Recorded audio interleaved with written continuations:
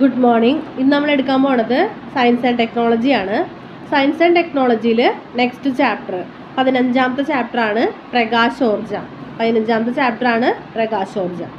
അപ്പോൾ നമുക്ക് പ്രകാശം എന്താണെന്ന് അറിയാം അല്ല, പലതരത്തിലുള്ള ഊർജ്ജ രൂപങ്ങളുണ്ട്. അതിലൊന്നാണ് എന്ത്? പ്രകാശം എന്ന് പറയുന്നത്. നമുക്ക് വസ്തുക്കളെ ദൃശ്യമാവാൻ നമ്മളെ സഹായിക്കുന്ന ഒരു ഊർജ്ജ രൂപമാണ് എന്ത്? പ്രകാശം എന്ന് പറയുന്നത്. ഇനി ഈ പ്രകാശത്തിൻ്റെ കുറേ പ്രോപ്പർട്ടീസ് അല്ലെങ്കിൽ അത് വെച്ചിട്ടുള്ള കുറേ കണക്ഷൻസ് ഒക്കെയാണ് നമ്മൾ ഈ ചാപ്റ്ററിൽ നോക്കാനായിട്ട് പോണത്. കാരണം ദർപ്പണങ്ങൾ, ലെൻസുകൾ, അതൊക്കെ എന്താണ്? പ്രകാശവുമായി ബന്ധപ്പെട്ട് വരുന്ന കാര്യങ്ങളാണ്. അതാണ് നമുക്ക് ഈ ചാപ്റ്ററിൽ നോക്കാനുള്ളത്. നമുക്കതിൽ ആദ്യമുള്ളത് പ്രകാശത്തിൻ്റെ കുറച്ച് പ്രോപ്പർട്ടീസ് നോക്കാം. അതായത് പ്രകാശം എന്താണ്? പ്രതിഫലനം. പ്രതിഫലിക്കുന്നതാണ് എന്ത്? പ്രകാശം. അപ്പോൾ എന്താണ് പ്രകാശത്തിൻ്റെ പ്രതിഫലനം എന്ന് നോക്കാം.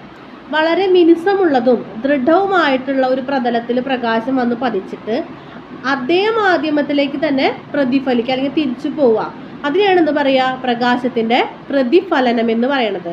അതായത് വളരെ മിനുസമുള്ള ദൃഢമായിട്ടുള്ള ഒരു പ്രതലത്തിലേക്ക് പ്രകാശം വന്ന് പതിച്ചിട്ട് അവിടേക്ക് തന്നെ എന്താണ്? ആ ഒരു മാധ്യമത്തിൽ തന്നെ പ്രകാശം തിരിച്ചു പോകുന്നതിനെയാണ് എന്ത് പറയുക? പ്രകാശത്തിൻ്റെ പ്രതിഫലനം എന്ന് പറയുന്നത്. ഇനി ഒരു പ്രതിഫലനം നടക്കുമ്പോൾ എന്തൊക്കെ ഉണ്ടാവുന്നുണ്ട്? ഒരു പ്രതലമാണ്, ആ പ്രതലത്തിലേക്കാണ് പ്രകാശം വന്ന് പതിക്കുന്നത്. അപ്പോൾ പതിക്കുന്ന ഒരു ആംഗിൾ ഉണ്ട്, ഒരു കോണുണ്ട്. അപ്പോൾ അതിന് നമ്മൾ പറയുന്ന പേരാണ് പതന കോൺ. ഇവിടെ വന്ന് തട്ടിയിട്ടത് തിരിച്ചു പോകും, അത് മറ്റൊരു ആംഗിളിലാണ് തിരിച്ചു പോവുക. അതിനെയാണ് എന്ത് പറയുക? പ്രതിപതന കോൺ. അപ്പോൾ ഒരു പതന കോണും ഉണ്ട്, പ്രതിപതന കോണും ഉണ്ട്. അപ്പോൾ പ്രതിഫലനത്തിൽ ഈ പതന കോണും പതന കോണും എന്തായിരിക്കും? സെയിം ആയിരിക്കും, ഒന്നായിരിക്കും. ഒരേ ആംഗിൾ തന്നെയാണ് വന്ന് പതിക്കുക, അതേ ആംഗിൾ തന്നെയാണ് എന്ത് ചെയ്യുക? തിരിച്ച് പ്രതിഫലിച്ച് പോവുക. ഇനി ഈ പ്രകാശത്തിന്റെ പ്രതിഫലനത്തെക്കുറിച്ച് വിശദീകരിച്ചിട്ടുള്ളത് യൂക്ലിഡ് ആണ്. അപ്പം അദ്ദേഹം പറഞ്ഞിരിക്കുന്നത് എന്താണ്? പതന കോണും പ്രതിപതന കോണും തുല്യമായിരിക്കും. ഇനി വിസരിത പ്രതിഫലനം. ഇനി വേറെ ഒരെണ്ണമാണ് എന്ത്? വിസരിത പ്രതിഫലനം. വിസരിത പ്രതിഫലനം എന്ന് പറയുന്നത് നമ്മൾ പ്രതിഫലനം പറഞ്ഞു അല്ലേ, അതായത് മിനുസമുള്ളതും ദൃഢവുമായിട്ടുള്ള ഒരു പ്രതലത്തിലേക്കാണ് പ്രകാശം വന്ന് പതിക്കുന്നത്. വിസരിത പ്രതിഫലനത്തിൽ എന്താ സംഭവിക്കണമെന്ന് വെച്ച് കഴിഞ്ഞാൽ വളരെ പരുപരുത്ത ഒരു പ്രതലത്തിലേക്ക് എന്ത് സംഭവിക്കുകയാണ്? പ്രകാശം വന്ന് പതിക്കുമ്പോൾ അത് ആ മാധ്യമത്തിൽ തന്നെ ചിന്നിച്ചിതറിപ്പോവും. അല്ലെങ്കിൽ എന്താണ്? ചിതറി ഒരു പ്രത്യേക ഡയറക്ഷനിൽ പോവാതെ എന്താണ്? ചിന്നിച്ചിതറിപ്പോവും. കാരണം ആ പ്രതലം എന്ന് പറയുന്നത് അങ്ങനെയാണ്, എന്താണ്? ഒരു പരുപരുത്ത പ്രതലമാണ്. അപ്പോൾ അത് ചിന്നിച്ചിതറി പോകുന്നതിനെയാണ് എന്ത് പറയുക? വിസരിത പ്രതിഫലനം. വിസരിത പ്രതിഫലനം. പ്രതിഫലനം പറഞ്ഞു, വിസരിത പ്രതിഫലനം പറഞ്ഞു. ഇനി നമുക്ക് നോക്കാനുള്ളത് അപവർത്തനാണ്. പ്രകാശത്തിൻ്റെ അപവർത്തനം നമ്മൾ കേട്ടിട്ടുണ്ടാവും. അപ്പോൾ നമ്മളൊരു വെള്ളത്തിൽ ഒരു സ്കെയിൽ ഇട്ട് വെക്കുമ്പോൾ എന്താണ്? ആ സ്കെയിൽ വെള്ളത്തിൻ്റെ ഉള്ളിൽ നോക്കുമ്പോൾ ചെറിയൊരു വളഞ്ഞിരിക്കുന്നത് പോലെ തോന്നും. അപ്പോൾ അപവർത്തനം എന്ന് പറയുന്നത് പ്രകാശം സാന്ദ്രത കുറഞ്ഞ മാധ്യമത്തിൽ നിന്നും സാന്ദ്രത കൂടിയ മാധ്യമത്തിലേക്ക് കടക്കുമ്പോൾ, മാധ്യമം എന്ന് പറയുന്നത് പ്രകാശം സഞ്ചരിക്കുന്ന എന്തിൽ കൂടിയാണ് സഞ്ചരിക്കുന്നത്? അതിനെയാണ് എന്ത് പറയുക? മാധ്യമം എന്ന് പറയുന്നത്.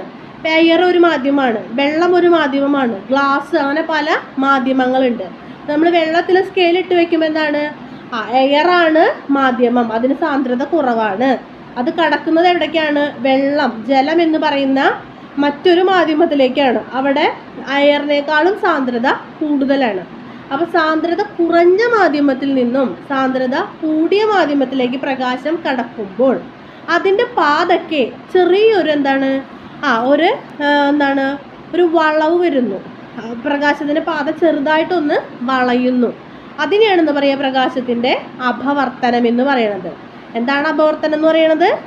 സാന്ദ്രത കുറഞ്ഞ മാധ്യമത്തിൽ നിന്നും പ്രകാശം സാന്ദ്രത കൂടിയ മാധ്യമത്തിലേക്ക് കടക്കുമ്പോൾ അതിൻ്റെ പാതയ്ക്ക് ഉണ്ടാവുന്ന ചെറിയൊരു വളവ്, അതിനെയാണ് എന്ത് പറയുക? പ്രകാശത്തിൻ്റെ അപവർത്തനം എന്ന് പറയുക. പ്രതിഫലനം പറഞ്ഞു, അതിൽ തന്നെ വിസരിത പ്രതിഫലനം പറഞ്ഞു. ഇപ്പോൾ അപവർത്തനം. ഇനി അപവർത്തനവുമായി ബന്ധപ്പെട്ടിട്ട് 2 നിയമങ്ങൾ നമുക്ക് നോക്കാനുണ്ട്. ഇനി അതിനു മുന്നേ നമുക്ക് നോക്കാനുള്ളത് അപവർത്തക സൂചകം. അപവർത്തക സൂചകം ശൂന്യതയിലുള്ള പ്രകാശവേഗതയും തന്നിരിക്കുന്ന പദാർത്ഥത്തിൻ്റെ മാധ്യമത്തിലൂടെ പ്രകാശവേഗതയും തമ്മിലുള്ള അനുപാതമാണ് എന്ത്? ആ മാധ്യമത്തിൻ്റെ അപവർത്തക സൂചകം. അപവർത്തക സൂചകം എന്ന് പറയുമ്പോൾ ഇപ്പോൾ ഒരു പ്രകാശത്തിന് ജലത്തിലൂടെയുള്ള അപവർത്തക സൂചകം എത്രയാണെന്നുള്ളത്, അതായത് ശൂന്യതയിൽ, വാക്വം അല്ലെങ്കിൽ ശൂന്യതയിലുള്ള പ്രകാശത്തിൻ്റെ വേഗത, അതേപോലെ തന്നെ എന്താണ് ആ ജലം, നമ്മൾ ജലത്തിൻ്റെ കാര്യമാണ് പറയുന്നത്, അപ്പം ജലത്തിലുള്ള പ്രകാശത്തിൻ്റെ വേഗത, ഇത് രണ്ടും തമ്മിലുള്ള ഒരു അനുപാതത്തിനെയാണ് എന്ന് പറയുക അപവർത്തക സൂചകം എന്ന് പറയുന്നത്. അപവർത്തക സൂചകം എന്ന് പറയുന്നത് ഒരു മാധ്യമത്തിൻ്റെ അപവർത്തക സൂചകം എന്ന് പറയുന്നത് എന്താണ്, ശൂന്യതയിലുള്ള പ്രകാശത്തിൻ്റെ വേഗതയും ആ മാധ്യമത്തിലുള്ള പ്രകാശത്തിൻ്റെ വേഗതയും തമ്മിലുള്ള അനുപാതമാണ് അപവർത്തക സൂചകം എന്ന് പറയുന്നത്.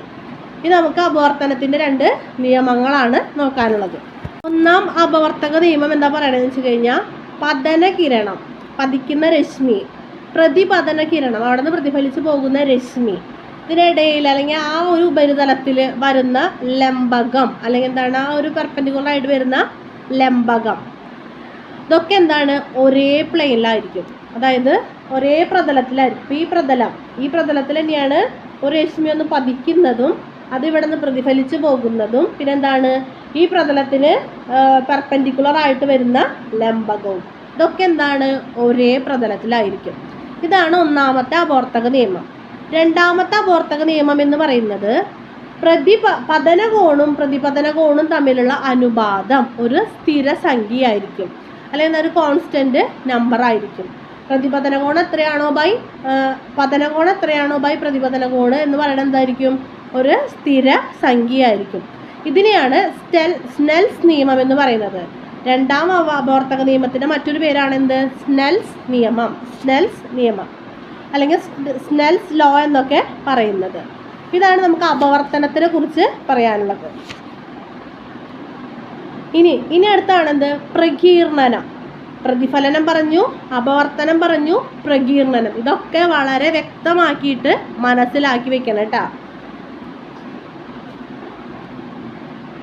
2ലധികം പാർശ്വമുഖമുള്ളതും എന്നാൽ പതനരശ്മി വന്ന് പതിക്കുന്ന മുഖവും രശ്മി ബഹിർഗമിക്കുന്ന മുഖവും സമതലവും സമാന്തരമല്ലാത്തതുമായ ഒരു സുതാര്യ മാധ്യമമാണ് പ്രിസം. അതായത് പ്രിസം എന്ന് പറയുന്നത് നോക്കിയൊക്കെ 2 മുഖങ്ങൾ ഉണ്ടായിരിക്കും. നമുക്കറിയാലോ ഇങ്ങനെ പ്രിസം 2 മുഖങ്ങൾ ഉണ്ടായിരിക്കും. ഒരെണ്ണത്തിൽ എന്താണ് ഒന്നിൽ കൂടെ വന്ന് പ്രകാശം പതിച്ചിട്ട് ഇപ്പുറത്തിൽ കൂടിയാണ് എന്ത് ചെയ്യുക, അത് പ്രതിഫലിച്ച് പോവുക. അപ്പം അങ്ങനെയുള്ളൊരു പ്രിസത്തിൽ കൂടെ നമ്മൾ സൂര്യപ്രകാശം കടത്തി വിടുമ്പോൾ അതതിൻ്റെ ഘടകവർണ്ണങ്ങളായിട്ട് വേർപിരിയുന്നു. പ്രിസം എന്ന് പറയുന്നത് എന്താണ്, 2 മുഖങ്ങളുള്ള അല്ലെങ്കിൽ എന്താണ് 2 ലെൻസുകളെ കൂട്ടി വെച്ച എങ്ങനെ ഇരിക്കും, അതാണ് എന്ത് പ്രിസം എന്ന് പറയുന്നത്. അപ്പോൾ ഒരു മുഖത്തിൽ കൂടെ വരുന്ന പ്രകാശരശ്മി അപ്പുറത്തിൽ കൂടിയാണ് പോവുക. അപ്പോൾ ഇങ്ങനെയുള്ള ഒരു പ്രിസത്തിൽ കൂടെ നമ്മൾ സൂര്യപ്രകാശത്തെ കടത്തി വിടുമ്പോൾ എന്താണ്, സൂര്യപ്രകാശം അതിൻ്റെ ഘടകവർണ്ണങ്ങളായിട്ട് വേർപിരിയും. ഏതാ ഘടകവർണ്ണങ്ങൾ, വിബ്ജിയോർ, വയലറ്റ് ഇൻഡിഗോ, നമ്മുടെ VIBGYOR, violet indigo, blue, green, orange, red, yellow, orange, red ഘടകവർണ്ണങ്ങളായിട്ട് വേർപിരിയും. ഇതിനെയാണ് എന്ത് പറയുക, പ്രകീർണനം എന്ന് പറയുന്നത്. മഴവിലുണ്ടാവാനുള്ള കാരണം എന്താണ്, പ്രകീർണനം. ഒറ്റയടിക്ക് പറയുമ്പോൾ പ്രകീർണനാണ്, പക്ഷെ പ്രകീർണനം മാത്രമല്ല, 2 വട്ടം അപവർത്തനവും പിന്നെ പ്രകീർണനവും കൂടെ സംഭവിക്കുമ്പോഴാണ് മഴവില്ല് ഉണ്ടാവുന്നത്. ഒറ്റയടിക്ക് നമ്മളിങ്ങനെ അല്ലെങ്കിൽ ഒരു 1 വേർഡൊക്കെ ആയിട്ട് എന്താണ് മഴവില്ല് കാരണം എന്ന് പറയുമ്പോൾ എന്തെഴുതാ, പ്രകീർണനം എന്ന് പറയാം. നമ്മൾ PSC ഒക്കെ ഇപ്പോൾ വളരെ ഡീറ്റെയിൽ ആയിട്ടൊക്കെയല്ല വന്നുകൊണ്ടിരിക്കണത്. PSCയിലൊക്കെ ഈ സയൻസിൻ്റെ ഭാഗത്ത്, ഫിസിക്സിൻ്റെ ഭാഗത്ത് നിന്ന് ചോദിക്കാറുള്ള, ഇടയ്ക്കിടയ്ക്ക് ഇങ്ങനെ ചോദിക്കാറുള്ള ഒരു ക്വസ്റ്റ്യനാണ് എന്ത്, ഈ അപവർത്തനം. അതിന് എക്സാമ്പിളുകളൊക്കെ ആയിട്ടേ ഇപ്പോൾ മഴവിലുണ്ടാവുന്നതിന് കാരണം പ്രകീർണനം, അപവർത്തനം, പ്രതിഫലനം എന്നൊക്കെ പറഞ്ഞു തരും. അപ്പോൾ നമുക്ക് നല്ല രസം ഉണ്ടായിരിക്കും, എന്താ എല്ലാം കൂടെ ഇങ്ങനെ കുഴഞ്ഞിരിക്കും. അപ്പോൾ നമ്മൾ ഇതൊക്കെ പഠിക്കുകയാണെങ്കിൽ നമ്മൾ നാളെ എന്താണ് PSC ഒക്കെ നോക്കുന്ന സമയത്താണെങ്കിൽ നമ്മുടെ ഉള്ളത് വ്യക്തമായിട്ടിരിക്കും. പ്രതിഫലനം പറഞ്ഞു, അപവർത്തനം പറഞ്ഞു, ഇതെന്താണ് പ്രകീർണനം. ഒരു പ്രിസത്തിൽ കൂടെ സൂര്യപ്രകാശം കടത്തി വിടുമ്പോൾ അതെന്ത് ചെയ്യാണ്, അതിൻ്റെ ഘടകവർണ്ണങ്ങളായിട്ട് വേർപിരിയുന്നു. ഇതിനെയാണ് എന്ത് പറയുക, പ്രകീർണനം എന്ന് പറയാം. മഴവിലുണ്ടാവാനുള്ള കാരണം പ്രകീർണനം. ഇത് ഈ 3 കാര്യങ്ങളാണ് നമുക്ക് ഇവിടെ പഠിക്കാനുള്ളത്, പ്രകാശത്തിനെ കുറിച്ചിട്ട് പഠിക്കാനുള്ളത്. പ്രതിഫലനം, അപവർത്തനം, പ്രകീർണനം, 3ഉം എന്താണെന്നുള്ളത് വ്യക്തമാക്കിയിട്ട് മനസ്സിലാക്കണം കേട്ടോ.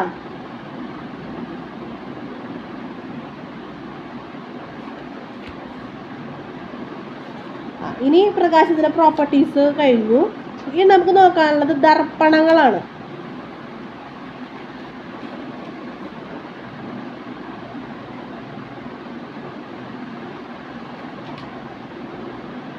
ദർപ്പണങ്ങളാണ് പഠിക്കാനുള്ളത്. സമതല ദർപ്പണമുണ്ട്, വക്രതല ദർപ്പണമുണ്ട് കേട്ടോ. ദർപ്പണങ്ങൾ എന്ന് പറഞ്ഞാൽ സമതല ദർപ്പണമുണ്ട്, വക്രതല ദർപ്പണമുണ്ട്. സമതല ദർപ്പണം എന്ന് പറയുമ്പോൾ നമ്മൾ മുഖം നോക്കുന്ന കണ്ണാടി പോലെ ഒരു സൈഡിൽ എന്താണ് ഉണ്ടാവില്ല, മറ്റേ സൈഡിൽ നമുക്ക് നമ്മളെ തന്നെ പ്രതിഫലിച്ച് കാണും. വക്രതല ദർപ്പണം എന്ന് പറയുന്നത് വളഞ്ഞിരിക്കുക, വേറെ ഷേപ്പിൽ വരുന്നത്. അപ്പോൾ വക്രദർപ്പണം എന്ന് പറയുമ്പോൾ ബാഹ്യ ഉപരിതലമോ ആന്തരിക ഉപരിതലമോ മിനുക്കിയെടുത്ത പൊള്ളയായ ഒരു ഗോളത്തിൻ്റെ പരിച്ഛേദത്തെയാണ് വക്രദർപ്പണം എന്ന് പറയുന്നത്. ഒന്നുകിൽ പുറത്ത് അല്ലെങ്കിൽ അകത്ത് എന്ത് ചെയ്യുക, അത് പൊള്ളയായിരിക്കാം. അങ്ങനെയുള്ള ദർപ്പണങ്ങളെയാണ്, അല്ലെങ്കിൽ അതിൻ്റെ ഒരു പരിച്ഛേദം എന്ന് പറയുമ്പോൾ എന്താണ്, പകുതി മുറിഞ്ഞത്, അതിനെയാണ് എന്ത് പറയുന്നത്, വക്രതല ദർപ്പണം അല്ലെങ്കിൽ വക്രദർപ്പണം എന്ന് പറയുന്നത്. 2 തരത്തിലാണുള്ളത്. ഏതൊക്കെയാ? കോൺകേവ് മിററും കോൺവെക്സ് മിററും. ലെൻസ് അല്ല, മിററാണ് കേട്ടോ. സമതല ദർപ്പണം എന്ന് പറയുമ്പോൾ എന്താണ്, പ്ലെയിൻ മിററാണ്, നമ്മൾ നോക്കുന്ന കണ്ണാടിയാണ്, നമ്മൾ മുഖം നോക്കുന്ന കണ്ണാടിയാണ്. ഇത് 2 തരത്തിലാണുള്ളത്. ഒന്നുകിൽ എന്താണ്, പുറത്തേക്ക് ഉന്തി നിൽക്കുക അല്ലെങ്കിൽ അകത്തേക്ക് കുഴിഞ്ഞു നിൽക്കുക. ആ ഒരു ഷേപ്പിലുള്ള മിറേഴ്സ് അല്ലെങ്കിൽ ദർപ്പണങ്ങളെയാണ് എന്ത് പറയാം, വക്ര ദർപ്പണങ്ങൾ എന്ന് പറയാം. അതിൽ കോൺവെക്സ് മിററുണ്ട്, കോൺകേവ് മിററുണ്ട്. കോൺവെക്സ് ദർപ്പണമുണ്ട്, കോൺകേവ് ദർപ്പണമുണ്ട്. കോൺവെക്സ് ദർപ്പണം എന്ന് പറയുമ്പോൾ ഉള്ളിലേക്ക് കുഴിഞ്ഞിരിക്കും.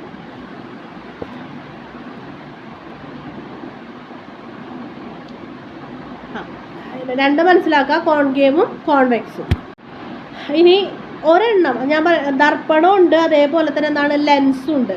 അപ്പോൾ ഏതെങ്കിലും ഒരു കാര്യം നല്ല രീതിയിൽ മനസ്സിലാക്കി വയ്ക്കുക. അതിൻ്റെ ഓപ്പോസിറ്റാണ് മറ്റേത്. അതായത് കോൺകേവ് ഉണ്ട്, കോൺവെക്സ് ഉണ്ട്. കോൺകേവ് മിററുണ്ട്, കോൺവെക്സ് മിററുണ്ട്. കോൺകേവ് മിററിൻ്റെ വേറൊരു പേരാണ് ഉത്തല ദർപ്പണം. കോൺകേവ് ദർപ്പണം അല്ലെങ്കിൽ കോൺകേവ് മിററിൻ്റെ വേറൊരു പേരാണ് ഉത്തല ദർപ്പണം. ഇതെങ്ങനെയാണെന്ന് വെച്ച് കഴിഞ്ഞാൽ പുറത്തേക്ക് ഉന്തി നിൽക്കുന്ന പോലെയാണ്. കോൺകേവ് എന്ന് പറയുന്നത്, കോൺവെക്സ് എന്ന് പറഞ്ഞു കഴിഞ്ഞാൽ പുറത്തേക്ക് ഉന്തി നിൽക്കുന്നത്, ഇങ്ങനെയാണ്. കോൺകേവ് എന്ന് പറഞ്ഞു കഴിഞ്ഞാൽ പുറത്തേക്ക് ഉന്തി നിൽക്കുന്ന പോലെയാണ്. ഇത് കോൺവെക്സ് ദർപ്പണമാണ്. ഇനി കോൺകേവ് എന്ന് പറഞ്ഞാലോ, കോൺകേവ് എന്ന് പറഞ്ഞു കഴിഞ്ഞാൽ അകത്തേക്ക് വളഞ്ഞു നിൽക്കുന്നത് പോലെ, അകത്തേക്ക് വളഞ്ഞു നിൽക്കുന്നത് പോലെയുള്ളതാണ് എന്ത്, കോൺകേവ്. ഒരു കേവ്, ഗുഹ പോലെ ഓർത്താൽ മതി. ഇതിൻ്റെ ഓപ്പോസിറ്റാണ് ലെൻസ്. ഇത് കോൺവെക്സ് മിററായിരുന്നു അല്ലെങ്കിൽ ദർപ്പണമായിരുന്നു. ഇതെന്താണ്, കോൺകേവ് ലെൻസാണ്. കോൺകേവ് ലെൻസാണ്. ഇതെന്തായിരുന്നു, കോൺകേവ് മിററാണ്. കോൺകേവ് മിററാണ്, ദർപ്പണമാണ്. അത് എന്തുതന്നെയാണ്, കോൺവെക്സ് ലെൻസാണ്. അപ്പോൾ കോൺകേവിൽ മിററിൽ എന്താണോ പറയുന്നത് അതിൻ്റെ ഓപ്പോസിറ്റാണ് ലെൻസിൽ. അപ്പോൾ കൂടുതലൊന്നും ആലോചിക്കേണ്ട. ദർപ്പണം എന്ന് പറയുന്നത് 2 തരത്തിലുണ്ട്. സമതല ദർപ്പണമുണ്ട്, വക്ര ദർപ്പണമുണ്ട്. സമതല ദർപ്പണം എന്ന് പറഞ്ഞാൽ എന്താണ്, പ്ലെയിൻ ആയിട്ടുള്ള മിറേഴ്സ്. ഇതൊന്നും ഡെഫിനിഷനൊന്നും ചോദിക്കില്ല. വക്രദർപ്പണം എന്ന് പറയുന്നത് എന്താണ്, ഒന്നുകിൽ ബാഹ്യഭാഗത്തേക്ക് ഉന്തി നിൽക്കുക അല്ലെങ്കിൽ എന്താണ്, ഉള്ളിലേക്ക് ഇങ്ങനെ പൊള്ളയായി കാണപ്പെടുക. അങ്ങനെയുള്ള ദർപ്പണങ്ങളാണ് വക്രദർപ്പണങ്ങൾ എന്ന് പറയുക. 2 എണ്ണാണുള്ളത്, കോൺവെക്സ് ദർപ്പണവും കോൺകേവ് ദർപ്പണം. കോൺവെക്സ് ദർപ്പണം എന്ന് പറയുന്നത് പുറത്തേക്ക് ഉന്തി നിൽക്കുന്നു. കോൺകേവ് ദർപ്പണം എന്ന് പറയുന്നത് അകത്തേക്ക് വളഞ്ഞു നിൽക്കുന്നു. കേവ്, ഒരു ഗുഹ പോലെ. കോൺവെക്സ് ദർപ്പണത്തിന് വേറൊരു പേരാണ് ഉത്തല ദർപ്പണം. കോൺകേവിൻ്റെ അവതല ദർപ്പണം.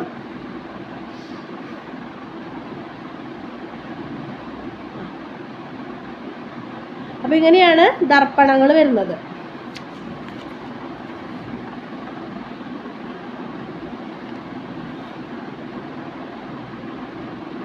ഇനി ഇതുമായി ബന്ധപ്പെട്ട കുറച്ച് വേർഡ്സ് ആണ്. ധ്രുവം അല്ലെങ്കിൽ പോൾ എന്ന് പറയുന്നത്, അതായത് ദർപ്പണത്തിൻ്റെ, ഇങ്ങനെയുള്ള ദർപ്പണത്തിൻ്റെ മധ്യബിന്ദുവിനെയാണ് എന്ത് പറയുക, പോൾ അല്ലെങ്കിൽ എന്ത് പറയുക, ധ്രുവം എന്ന് പറയുന്നത്. ഇനി വക്രതാ കേന്ദ്രം. വക്രതാ കേന്ദ്രം എന്ന് പറയുന്നത് ഒരു ദർപ്പണം എപ്പോഴും എന്തായിരിക്കും, ഒരു ഗോളത്തിൻ്റെ ഭാഗമായിരിക്കും. അതിൻ്റെ ഒരു പരിച്ഛേദം എന്നല്ല പറഞ്ഞത്. അപ്പം അതൊരു ഗോളത്തിൻ്റെ അല്ലെങ്കിൽ ഒരു സർക്കിളിൻ്റെ ഭാഗമായിരിക്കും. ആ സർക്കിളിൻ്റെ കേന്ദ്രത്തിനെയാണ് എന്ത് പറയുക, വക്രതാ കേന്ദ്രം എന്ന് പറയുന്നത്. ഇനി വക്രത ആരം എന്തുതന്നെയാണ്? ആ സർക്കിളിൻ്റെ കേന്ദ്രത്തിൽ നിന്ന് ഈ പോളിലേക്കുള്ള ദൂരം. പോൾ എന്ന് പറയുന്നത് എന്താണ്? ഇവിടുത്തെ മധ്യബിന്ദു അല്ലേ? അതിലേക്കുള്ള ദൂരത്തിനെയാണ് എന്ത് പറയുക? വക്രത ആരം എന്ന് പറയാം. ഇനി ഫോക്കസ് ദൂരം. അപ്പോൾ ഈ ദർപ്പണത്തിൽ എവിടെയെങ്കിലും എന്തുണ്ടാവും? നമ്മൾ ഇമേജുകൾ പ്രതിബിംബം ഉണ്ടാക്കാനാണല്ലോ ഇതൊക്കെ ഉപയോഗിക്കുന്നത്. അപ്പോൾ അവിടെ എവിടെയെങ്കിലും ഇമേജ് ഉണ്ടാവും, അല്ലെങ്കിൽ എന്താണ് പ്രതിബിംബം ഉണ്ടാവും. ആ പ്രതിബിംബത്തിൽ നിന്ന് എന്താണ് ആ ഫോക്കസിലേക്കുള്ള ദൂരത്തിനെയാണ് എന്ത് പറയുക? ഫോക്കസ് ദൈർഘ്യം അല്ലെങ്കിൽ ഫോക്കസ് ദൂരം എന്നൊക്കെ പറയുന്നത്. ഇനി നമുക്ക് നോക്കാനുള്ള ദർപ്പണങ്ങളുടെ ഉപയോഗങ്ങളാണ്. എന്തിനാണ്? മുഖം നോക്കാനുള്ള കണ്ണാടിയായിട്ട് നമ്മൾ പ്ലെയിൻ മിറർ ഉപയോഗിക്കുന്നുണ്ട്. കാലഡോസ്കോപ്പ്, ടെലസ്കോപ്പ്, പെരിസ്കോപ്പ് അവിടേക്ക് എന്ത് ഉപയോഗിക്കും? അതൊക്കെ നിർമ്മിക്കാനായിട്ട് നമ്മൾ ഈ വക ദർപ്പണങ്ങൾ ഉപയോഗിക്കുന്നുണ്ട്. പിന്നെന്താണ്, നമ്മളിങ്ങനെ വളവുകളൊക്കെ ഇല്ലേ, റോഡിൻ്റെ വളവുകളിലൊക്കെ നമ്മളവിടെ മിറേഴ്സ് ഉപയോഗിക്കുന്നുണ്ട്. അതേപോലെ പ്രകാശ റിഫ്ലക്ടറുകളായിട്ട് ഉപയോഗിക്കുന്നുണ്ട്. അതൊക്കെ എന്താണ്? സമതല ദർപ്പണങ്ങൾ ഉപയോഗിക്കുന്നുണ്ട്. ഇനി നമ്മൾ കോൺകേവ് മിറർ എവിടെയാണെന്നുള്ളതാണ്. ഇത് നമ്മൾ സമതല ദർപ്പണത്തിൻ്റെ കാര്യങ്ങളാണ് പറഞ്ഞത്. ഇനി കോൺകേവ് മിറർ അല്ലെങ്കിൽ അവതല ദർപ്പണം ഉപയോഗിക്കുന്നത് ഹെഡ്ലൈറ്റിൽ ഉപയോഗിക്കും. ഹെഡ്ലൈറ്റ് എന്ന് പറഞ്ഞു കഴിഞ്ഞാൽ കോൺകേവ് മിറർ എന്ന് പറഞ്ഞാൽ വലുതാക്കി കാണാനാണ്. അപ്പോൾ ഈ പല്ല് ഡോക്ടറിലേക്ക് ഇവിടെ ഒരു ക്യാമറ വെക്കില്ലേ, അല്ല ക്യാമറ അല്ല, ഒരു ലെൻസ് വെക്കില്ലേ, ഒരു മിറർ വെക്കില്ലേ, ആ മിറർ എന്താണ്? വലുതാക്കി കാണിക്കാൻ. അപ്പോൾ കോൺകേവ് മിററാണ് അവിടെ ഉപയോഗിക്കുന്നത്. പിന്നെ സോളാർ കുക്കറിൽ സൂര്യപ്രകാശത്തെ കേന്ദ്രീകരിക്കാനായിട്ട്, പിന്നെ പ്രതിഫലക ദൂരദർശിനികളിലൊക്കെ കോൺകേവ് മിറർ ഉപയോഗിക്കും. ഇനി കോൺവെക്സ് എന്ന് പറയുന്നത് ചെറുതാക്കി കാണിക്കാനാണ്. ചെറുതാക്കി കാണിക്കുക എന്ന് പറയുമ്പോൾ റിയർ വ്യൂ മിററായിട്ട്, വണ്ടികളുടെ റിയർ വ്യൂ മിററായിട്ട് വരുന്നവരെ മുഴുവൻ വലുതാക്കി കാണിച്ചിട്ട് യാതൊരു കാര്യമില്ല. എന്താണ്? എല്ലാ വണ്ടികളും കാണണമെങ്കിൽ ഒന്ന് ചെറുതാക്കണം അല്ലേ? അപ്പോൾ റിയർ വ്യൂ മിററായിട്ട് ഉപയോഗിക്കുന്നുണ്ട്. മോട്ടോർ ബസ്, അവിടെ ബസ്സുകൾ, കാറുകൾ, എല്ലാ വണ്ടികളിലും റിയർ വ്യൂ മിററായിട്ട് ഉപയോഗിക്കുന്നുണ്ട്. സേഫ്റ്റി വ്യൂവേഴ്സ് നിർമ്മിക്കാൻ അതൊക്കെ എന്താണ്? നമ്മുടെ മെയിനായിട്ട് റിയർ വ്യൂ മിററായിട്ട് ഉപയോഗിക്കുന്നുണ്ട്. മറ്റേന്ന് പറയുന്നത് എന്താണ്? വലുതാക്കി കാണിക്കാൻ ഉപയോഗിക്കുക. അപ്പോൾ വളവുകളിലൊക്കെ ഇരിക്കണ ആ ഒരു മിറർ ഉണ്ടല്ലോ, അതൊക്കെ എന്താണ്? കോൺകേവ് മിററാണ്. ഇതാണ് നമുക്ക് ദർപ്പണങ്ങളെ കുറിച്ച് പറയാനുള്ളത്. ഇനി നമുക്ക് ദർപ്പണ സൂത്രവാക്യം നോക്കാം. ദർപ്പണ സൂത്രവാക്യം എന്ന് പറയുന്നത് 1/f, എഫ് എന്ന് പറഞ്ഞാൽ എന്താണ്? ഫോക്കൽ ദൂരം, is equal to 1/u + 1/v. 1/u + 1/v. ഈ യുവും വി എന്ന് പറഞ്ഞാൽ എന്താണ്? യു എന്ന് പറയുന്നത് വസ്തുവിൻ്റെ സ്ഥാനമാണ്. വി എന്ന് പറയുന്നത് പ്രതിബിംബത്തിൻ്റെ സ്ഥാനമാണ്. അപ്പോൾ ദർപ്പണ സൂത്രവാക്യം എന്ന് പറയുന്നത് 1/f = 1/u + 1/v. ഇനി നമുക്ക് നോക്കാനുള്ളത് ദർപ്പണം കഴിഞ്ഞു. ഇനിയുള്ളത് ലെൻസാണ്. ലെൻസിനെ കുറിച്ച് പറയുമ്പോൾ നമുക്കിതിൽ എന്താ ചെയ്യാനുള്ളതെന്ന് വെച്ച് കഴിഞ്ഞാൽ, നമ്മൾ ലെൻസ് വെച്ചിട്ട് പ്രതിബിംബം രൂപീകരിക്കുന്നത് നമുക്ക് വരച്ച് പഠിക്കാനുണ്ട്. പല സ്ഥലങ്ങളിൽ എന്ത് ചെയ്യാണ്? നമ്മൾ ഒബ്ജക്റ്റ് വെച്ചിട്ട് അതിൻ്റെ പ്രതിബിംബം എവിടെ ഉണ്ടാകുന്നു എന്ന് നമുക്ക് വരച്ച് പഠിക്കാനുണ്ട്. അപ്പോൾ നമുക്കത് വരച്ച് കാണിച്ചു തരാം. ഇനി ലെൻസിൻ്റെ സമവാക്യം എന്ന് പറയുന്നത് 1/f = 1/u - 1/v. ദർപ്പണത്തിൽ എന്തായിരുന്നു? 1/u + 1/v എന്നായിരുന്നു. ഈ ലെൻസിലായപ്പോൾ അത് 1/u - 1/v എന്നാണ്. അപ്പോൾ ഇതാണ് നമുക്കിതിൽ നോക്കാനുള്ളത്. ഇനി ആവർത്തനം അല്ലെങ്കിൽ മാഗ്നിഫിക്കേഷൻ, ഇതൊക്കെ ലെൻസിൻ്റെ കേസിലാണ്. ആവർത്തനം എന്ന് പറയുന്നത് പ്രതിബിംബത്തിൻ്റെ വലിപ്പവും വസ്തുവിൻ്റെ വലിപ്പവും തമ്മിലുള്ള അനുപാതം. പ്രതിബിംബത്തിൻ്റെ വലിപ്പവും വസ്തുവിൻ്റെ വലിപ്പവും തമ്മിലുള്ള അനുപാതമാണ് എന്ത്? ആവർത്തനം. m = v/u. v എന്ന് പറയുന്നത് പ്രതിബിംബമാണ്, u എന്ന് പറയുന്നത് വസ്തുവാണ് അല്ലെങ്കിൽ ഒബ്ജക്റ്റാണ്. m = m മാഗ്നിഫിക്കേഷൻ, ആവർത്തനം = v/u. ഇനി പ്രതിബിംബങ്ങൾ രണ്ട് തരത്തിലാണ് ഉണ്ടാവുക. യഥാർത്ഥ പ്രതിബിംബം ഉണ്ടാവും, അയഥാർത്ഥ പ്രതിബിംബവും. യഥാർത്ഥ പ്രതിബിംബവും യഥാർത്ഥ പ്രതിബിംബവും, യഥാർത്ഥമല്ലാത്ത പ്രതിബിംബമാണ് ഉണ്ടാവുക. യഥാർത്ഥ പ്രതിബിംബം എന്ന് പറയുന്നത് നമുക്ക് സ്ക്രീനിൽ എടുക്കാനായിട്ട് സാധിക്കും. കാരണം അവിടെ പ്രകാശരശ്മികൾ സന്ധിക്കുന്നുണ്ട്, ഒരുമിച്ച് ചേരുന്നുണ്ട്, അതുകൊണ്ടാണ് അവിടെ എടുക്കാൻ പറ്റുന്നത്. യഥാർത്ഥ പ്രതിബിംബം, യഥാർത്ഥമല്ലാത്ത പ്രതിബിംബം എന്താണ്? നമുക്ക് സ്ക്രീനിൽ എടുക്കാനായിട്ട് പറ്റില്ല. കോൺകേവ് ലെൻസാണ് യഥാർത്ഥ പ്രതിബിംബം ഉണ്ടാക്കുക. യഥാർത്ഥമല്ലാത്ത പ്രതിബിംബങ്ങൾ ഉണ്ടാക്കുന്നത് കോൺകേവ് ലെൻസാണ്. കോൺവെക്സ് ലെൻസാണ് യഥാർത്ഥ പ്രതിബിംബം ഉണ്ടാക്കുക. നമ്മുടെ കണ്ണിലുള്ള ലെൻസ് ഏതാണ്? കോൺവെക്സ് ലെൻസാണ്.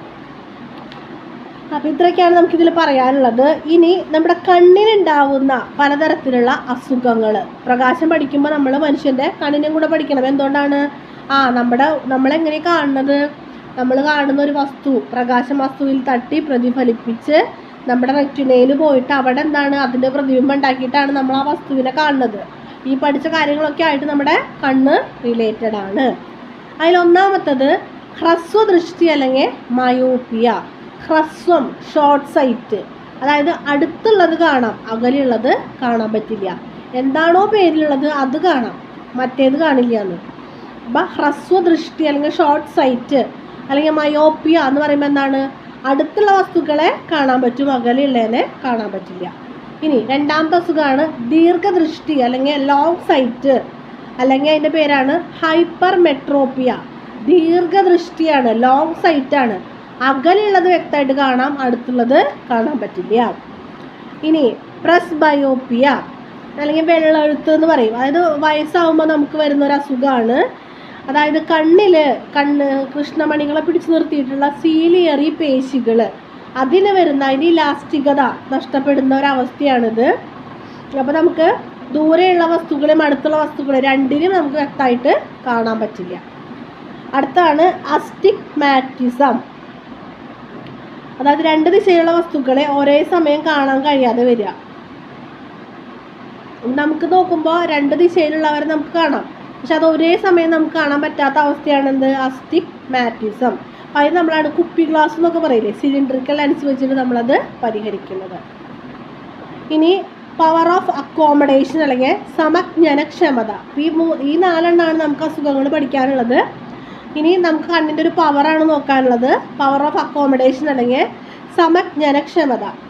അതായത് അടുത്തുള്ള വസ്തുക്കളെ കണ്ണിൽ നിന്നും 20 സെൻറ്റിമീറ്റർ കൂടുതൽ അകലത്തിലാണെങ്കിൽ മാത്രമേ നമുക്ക് വ്യക്തമായിട്ട് കാണാൻ പറ്റൂ. നമ്മൾ ഇങ്ങനെ പിടിച്ചു കഴിഞ്ഞാൽ നമുക്ക് അവിടെയുള്ളത് വായിക്കാൻ പറ്റില്ല. മിനിമം എന്ത് വേണം? ഒരു 25 സെൻറ്റിമീറ്റർ എങ്കിലും ഡിസ്റ്റൻസിൽ പിടിക്കുമ്പോഴാണ് നമുക്ക്, അല്ലെങ്കിൽ ഡിസ്റ്റൻസിൽ നിൽക്കുമ്പോഴാണ് നമുക്ക് വസ്തുക്കളെ കൃത്യമായിട്ട് കാണാൻ പറ്റുന്നത്. കണ്ണിൻ്റെ ഈ പവറിനെയാണ് എന്ത് പറയാം? സമജ്ഞനക്ഷമത അല്ലെങ്കിൽ പവർ ഓഫ് അക്കോമഡേഷൻ എന്ന് പറയുന്നത്. ഇനി ലെൻസിൻ്റെ power is equal to 1/f. Focal ദൂരത്തിൻ്റെ എന്താണ്? റെസിപ്രോക്കലാണ് പവർ. ഡയോപ്റ്റർ ആണ് അതിൻ്റെ യൂണിറ്റ്. ഇതാണ് നമുക്ക് ഈ ചാപ്റ്ററിൽ പഠിക്കാനുള്ളത്. പിന്നെ നമുക്ക് ആ ലെൻസിൻ്റെ ഓരോ ഒബ്ജക്റ്റ് വെച്ചിട്ടുള്ള ആ ഇമേജ് ക്രിയേറ്റ് ചെയ്യണതും കൂടി വരച്ച് പഠിക്കാനുണ്ട്. അത് ചിലപ്പോൾ ചോദിക്കാറുണ്ട്. ഇത്രയുള്ള നമുക്ക് ഈ പാഠം കുറച്ച് ബുദ്ധിമുട്ടാണ്, നല്ലോണം മനസ്സിലാക്കി പഠിക്കാം. Thank you. അപ്പോൾ ഇതാണ് നമ്മൾ പല ഭാഗത്ത് ഒബ്ജക്റ്റ് വെച്ചിട്ട് ഇമേജ് ക്രിയേറ്റ് ചെയ്യണത്. അപ്പോൾ ഇത് നമ്മൾ പറഞ്ഞിട്ടുള്ളത് കോൺവെക്സ് ലെൻസാണ്. ഇങ്ങനത്തെ മിറർ ഏതാണ്? ദർപ്പണം ഏതാണ്? കോൺകേവ് ദർപ്പണമാണ് പുറത്തേക്ക് ഉന്തിയിട്ടുള്ളത്. പുറത്തേക്ക് ഉന്തിയിട്ടുള്ള ലെൻസ് ഏതാണ്? കോൺവെക്സ് ലെൻസാണ്. നേരത്തെ ഞാനത് പറഞ്ഞപ്പോൾ പറഞ്ഞിട്ടുണ്ടായിരുന്നു അവിടുത്തെ ഓപ്പോസിറ്റ് ആണെന്ന്. ഏതെങ്കിലും ഒന്ന് വ്യക്തമായിട്ട് പഠിക്കാം. അപ്പോൾ ഇതാണ് കോൺവെക്സ് ലെൻസ്. അതിൻ്റെ ലെൻസിൻ്റെ സെൻറ്ററിനെയാണ് എന്താ പറയുക? ഒപ്റ്റിക് സെൻറ്റർ അല്ലെങ്കിൽ ഒ എന്ന് പറയാം. ഇത് ഫോക്കൽ എഫ്. ഇനി ഈ എഫിനും ഒക്കും ഇടയിലാണ് എന്ത് വെച്ചിരിക്കുന്നത്? നമ്മൾ ഒബ്ജക്റ്റ് വെച്ചിരിക്കുന്നത്. അപ്പോൾ നമ്മളിങ്ങനെ കാണുമ്പോൾ പ്രതിബിംബം എഫിലാണ് ഉണ്ടാവുക. പ്രതിബിംബം എവിടെയാണ് ഉണ്ടാവുക? എഫിലാണ് ഉണ്ടാവുക. ഇനി എങ്ങനെയാണ് പ്രതിബിംബം ഉണ്ടാക്കാന്ന് വെച്ച് കഴിഞ്ഞാൽ ഇതാണ് മുഖ്യ അക്ഷം അല്ലെങ്കിൽ പ്രിൻസിപ്പൽ ആക്സിസ് എന്ന് പറയുന്നത്. മുഖ്യ അക്ഷം. ഈ മുഖ്യ അക്ഷത്തിന് സമാന്തരമായി വരുന്ന പ്രകാശരശ്മി പ്രതിഫലനത്തിനു ശേഷം എന്താണ്? ഫോക്കസിൽ കൂടെ കടന്നു പോകും. ഇതാണ് അതിൻ്റെ നിയമം. അതായത് മുഖ്യ അക്ഷത്തിന് സമാന്തരമായി വരുന്ന പ്രകാശരശ്മി എന്ത് ചെയ്യും? ഫോക്കസിലൂടെ കടന്നു പോകും. ഇപ്പോൾ ലെൻസ് ആകുമ്പോൾ രണ്ട് സൈഡുണ്ട്, മറ്റേ മിറർ പോലെയല്ല. അപ്പോൾ ഫോക്കസ് രണ്ട് സൈഡിലും ഉണ്ടാവും. അപ്പോൾ എന്ത് ചെയ്യും? ഇതിൽ കൂടെ ഫോക്കസിൽ കൂടെ കടന്നു പോകും. അപ്പോൾ ഇതിങ്ങനെ പോയി. ഇനി ഫോക്കസിൽ കൂടെ കടന്നു പോകും. ഇനി വേറെ അതിലുള്ളത് മുഖ്യ അക്ഷത്തിന് സമാന്തരമായിട്ട് വരുന്നത് ഫോക്കസിൽ കൂടെ കടന്നു പോവും. പിന്നെ വേറൊരു കാര്യമുള്ളത് ഫോക്കസിൽ കൂടെ വരുന്ന രശ്മി മുഖ്യ അക്ഷത്തിന് സമാന്തരമായിട്ട് കടന്നു പോവും. പിന്നെ സെൻറ്റർ ഓഫ് കർവേച്ചർ എന്ന് പറയുന്ന ഒരു പോർഷൻ. അങ്ങനെ 3 കാര്യങ്ങളാണ് നമുക്ക് പഠിക്കാനുള്ളത്. മുഖ്യ അക്ഷത്തിന് സമാന്തരമായിട്ട് വരുന്നത് ഇവിടെ എഫ് ഉണ്ടാവും, ഫോക്കസിൽ കൂടെ കടന്നു പോവും. ഇനി ഫോക്കസിൽ കൂടെ വരുന്നത് ഇവിടെ എഫ് ഉണ്ടാവും, ഫോക്കസിൽ കൂടെ കടന്നു വരുന്നത് മുഖ്യ അക്ഷത്തിന് സമാന്തരമായിട്ട് കടന്നു പോവും. 2 കേസ്. പിന്നെ ഒരെണ്ണുള്ളത് centre of curvature. Centre of curvature എന്ന് പറയണത് ഈ ലെൻസ് ഉണ്ടല്ലോ, ആ ലെൻസ് ഇങ്ങനെ എങ്ങോട്ടാണ് വളഞ്ഞിരിക്കണമെന്ന് വെച്ച് കഴിഞ്ഞാൽ അതിൻ്റെ സെൻറ്ററാണ് സെൻറ്റർ ഓഫ് കർവേച്ചർ. ആ കർവേച്ചറിൽ കൂടെ വരുന്ന രശ്മി പ്രതിഫലനത്തിന് ശേഷം അതിൽ കൂടെ തന്നെ തിരിച്ചു പോകും. അങ്ങനെ 3 ചാൻസുകളാണ് നമുക്ക് പ്രതിബിംബം ഉണ്ടാവാനുള്ളത്. ഈ 3 ചാൻസുകൾ ഉപയോഗിച്ചിട്ടാണ് നമ്മൾ എവിടെയാണ് പ്രതിബിംബം ഉണ്ടാവണതെന്ന് തീരുമാനിക്കുന്നത്. അപ്പം നമ്മൾ ആദ്യം ഈ 3 കാര്യം ഓർത്തിരിക്കുക. ഏതൊക്കെയാണ്? മുഖ്യ അക്ഷത്തിന് സമാന്തരമായിട്ട് വരുന്ന പ്രകാശരശ്മി പ്രതിഫലനത്തിന് ശേഷം ഫോക്കസിൽ കൂടെ കടന്നു പോകും. ഫോക്കസിൽ കൂടെ വരുന്ന പ്രകാശരശ്മി എന്ത് ചെയ്യും? പ്രതിഫലനത്തിന് ശേഷം മുഖ്യ അക്ഷത്തിന് സമാന്തരമായിട്ട് കടന്നു പോകും. ഇനി ഒരു സി ഉണ്ട്, സെൻറ്റർ ഓഫ് കർവേച്ചർ. ആ സെൻറ്റർ ഓഫ് കർവേച്ചറിൽ കൂടെ കടന്നു പോകുന്നത് എന്താണ്? അതിൽ കൂടെ തന്നെ തിരിച്ചു പോകും. അങ്ങനെ 3 ഓപ്ഷൻസ് ആണ് വരുന്നത്. അപ്പോൾ ഇവിടെ അതായത് നമ്മൾ എഫിനും അതുപോലെ തന്നെ ഓക്കും ഇടയിലാണ്, ഒപ്റ്റിക് സെൻറ്ററിനും ഇതിനിടയിലാണ് നമ്മൾ ഒബ്ജക്റ്റ് വെച്ചിരിക്കുന്നത്. അപ്പോൾ ഒബ്ജക്റ്റ് വെച്ചിരിക്കുമ്പോൾ നമ്മൾ നേരത്തെ പറഞ്ഞ 3 കേസ് വെച്ചിട്ട് ഈ പടം വരയ്ക്കുമ്പോൾ നമുക്ക് ഇമേജ് കിട്ടുന്ന എവിടെയാണ്? എഫിലാണ് നമുക്ക് ഇമേജ് കിട്ടുക. അത് ആക്ച്വലി കിട്ടുകയല്ല, നമ്മുടെ കണ്ണിൻ്റെ ഒരു തോന്നലാണ്. ഇനി രണ്ടാമത്തെ ഒരു കേസ് പറയുന്നത് ഒബ്ജക്റ്റിനെ നമ്മൾ എഫിൽ വെക്കുകയാണ്. ഒബ്ജക്റ്റിനെ എഫിൽ വെക്കുമ്പോൾ നമ്മൾ ഒബ്ജക്റ്റിനെ എഫിൽ വെച്ചു. ഇവിടെ എഫിന് ഓക്കെ ഇടയിൽ വെച്ചപ്പോൾ എഫിൽ കിട്ടിയത്. ഇത് നമ്മൾ ഒബ്ജക്റ്റിനെ കൊണ്ടുപോയിട്ട് എഫിലാണ് വെക്കുന്നത്. അപ്പോൾ നമ്മൾ ഈ നേരത്തെ പറഞ്ഞ 2 കേസുകളിൽ കൂടെ കടന്നു പോയപ്പോൾ എന്ത് സംഭവിച്ചു? ഏതോ ഒരു ഇൻഫിനിറ്റിയിൽ എവിടെയോ വെച്ചിട്ട് ഇത് രണ്ടും കൂടെ കൂട്ടിമുട്ടുമായിരിക്കും. അപ്പോൾ എന്താണ്? ഇൻഫിനിറ്റിയിലാണ് നമുക്ക് കിട്ടാൻ പോകുന്നത്. ഇനി നമ്മൾ ഒബ്ജക്റ്റ് വെച്ചിരിക്കുന്നത് എവിടെയാണ്? എഫിനും 2Fനും ഇടയിലാണ്. എഫിനും 2Fനും ഇടയിലാണ്. അങ്ങനെ വെക്കുമ്പോൾ നമുക്ക് പ്രതിബിംബം കിട്ടുന്നത് 2Fന് അപ്പുറത്താണ്, 2Fന് പുറത്താണ് കിട്ടുക.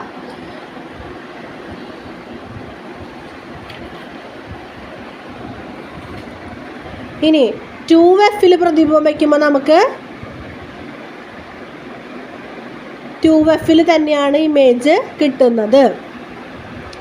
2Fന് പുറത്ത് നമ്മൾ ഇൻഫിനിറ്റി എന്നൊക്കെ പറയാം. 2Fന് പുറത്ത് നമ്മൾ വയ്ക്കുമ്പോൾ എവിടെയാണ് കിട്ടുക? നമുക്ക് എഫിനും 2Fനും ഇടയിലാണ് കിട്ടുക. 2Fന് പുറത്ത് വയ്ക്കുമ്പോൾ. ഇനി ഈ ഒബ്ജക്റ്റ് എന്താണ്? വളരെ ദൂരെ, 2Fനൊക്കെ വളരെ ദൂരെ വയ്ക്കുമ്പോൾ നമുക്ക് എഫിലാണ് ഇമേജ് കിട്ടുക. അപ്പോൾ ഈ പടങ്ങളൊക്കെ എന്ത് വേണം? നിങ്ങൾ ഇതുപോലെ നോക്കി വരച്ച് പഠിക്കുക. ഇവിടെ ഉണ്ട് എഫിൽ വെക്കുമ്പോൾ 2Fൽ വെക്കുമ്പോൾ എന്നൊക്കെ ഉണ്ട്. ആ പടങ്ങൾ അതുപോലെ നോക്കി വരച്ച് പഠിക്കാം. ഇതാണ് കോൺവെക്സ് ലെൻസിൻ്റെ കാര്യം. ഇനി കോൺകേവ് ലെൻസ്. കോൺകേവ് ലെൻസ് എന്ന് പറയുമ്പോൾ നമ്മൾ കോൺകേവ് ദർപ്പണം ഉന്തിയതായിരുന്നു, കോൺവെക്സ് ദർപ്പണം കുഴിഞ്ഞതായിരുന്നു. ഇനി കോൺവെക്സ് ലെൻസാണ് ഉന്തിയത്, കോൺകേവ് ലെൻസ് കുഴിഞ്ഞതാണ്. അപ്പോൾ ഇത് കോൺകേവ് ലെൻസാണ്. അപ്പോൾ ഇവിടുത്തെ കേസ് എന്താണെന്ന് വെച്ച് കഴിഞ്ഞാൽ നമ്മൾ ഇവിടെ ഒബ്ജക്റ്റ് വയ്ക്കുമ്പോൾ ആക്ച്വലി നമുക്കിങ്ങനെ പ്രതിബിംബം ഉണ്ടാവണമെന്നില്ല. നമ്മുടെ കണ്ണിനൊരു തോന്നൽ പോലെയാണ് നമുക്ക് പ്രതിബിംബം കിട്ടുന്നത്. ഇനി പ്രതിബിംബം എവിടെ തന്നെയാണ്? ഒബ്ജക്റ്റ് വെച്ച അതേ സ്ഥലത്ത് തന്നെയാണ് കിട്ടുക. കോൺവെക്സിലൊക്കെ എങ്ങനെയാണ്? ഒബ്ജക്റ്റ് വെച്ചതിൻ്റെ തൊട്ടപ്പുറത്തെ സൈഡിലാണ് എന്ത് കിട്ടുന്നത്? ഇമേജ് കിട്ടുന്നത്. പക്ഷേ കോൺകേവ് ലെൻസിൽ എങ്ങനെയാണ്? എവിടെയാണോ ഒബ്ജക്റ്റ് വെച്ചത് അവിടെ തന്നെയാണ് കിട്ടുക. കോൺവെക്സ് ലെൻസിൻ്റെ കിട്ടുന്ന പ്രതിബിംബത്തിൻ്റെ പ്രത്യേകത എന്ന് പറയുന്നത് ചെറുതായിരിക്കും. അതേപോലെ എന്താണ്? തല കീഴായതാണ്, ഇൻവേർട്ടഡ് ആണ്. അതുകൊണ്ട് തന്നെ അത് റിയൽ ആണ്, യഥാർത്ഥമാണ്.